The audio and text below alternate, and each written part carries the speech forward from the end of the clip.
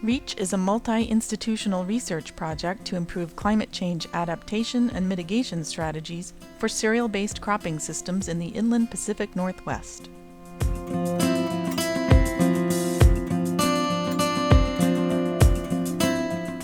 One objective of REACH is to understand how different weather conditions and different management practices impact greenhouse gas emissions in cereal crops such as wheat or barley.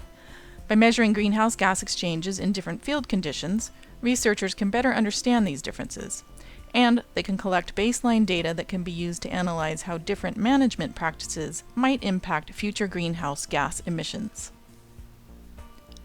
The most direct and accurate way to measure carbon uptake and nitrogen loss between the atmosphere and agricultural land at the field level is using the Eddy covariance flux method.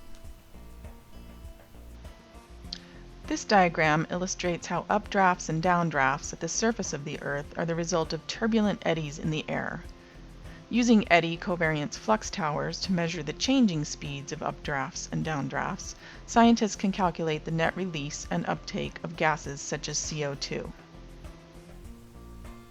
On the Eddy flux tower, the sonic anemometer measures three-dimensional wind speeds by shooting ultrasonic sound waves back and forth, while an infrared gas analyzer uses an infrared light source to measure carbon dioxide and water vapor concentrations.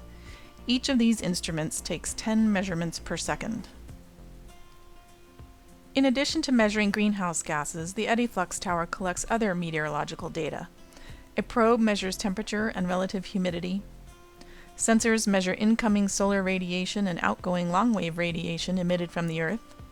A photosynthetically active radiation, or PAR, sensor measures how much light is available to plants for photosynthesis. A cup and vane anemometer measures two-dimensional wind direction and wind speed. A tipping bucket rain gauge measures precipitation, and buried in the ground at various depths are probes that measure soil temperature and moisture. The whole system is powered by a battery bank charged by solar panels.